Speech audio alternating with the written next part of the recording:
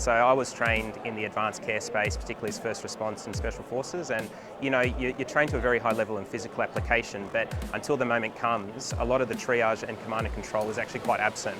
And sometimes, the way you train isn't actually always how you fight. So you might find yourself actually completely autonomous and the most junior operator. So what this does is it gives you a safe level of exposure and introduction to making command decisions in the medical high tier environments basically. I think they're an absolute asset in that component.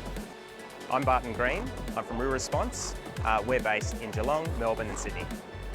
Real Response, we provide high level and high fidelity medical training and simulation through XR, VR platforms and also through real life physical training through medical specialists.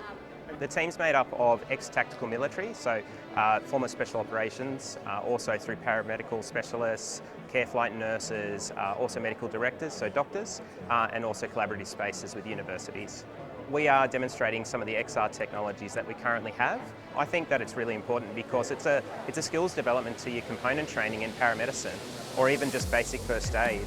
We provide the training remotely. We can also provide it internally at specific infrastructures of client demand, but primarily in austere environments. So in relation to the VR components, we can multi-tier the training and scenario development. So it already comes with stuff inbuilt, but we can essentially concept design whatever you need tailorable to your environment to provide that medical instruction.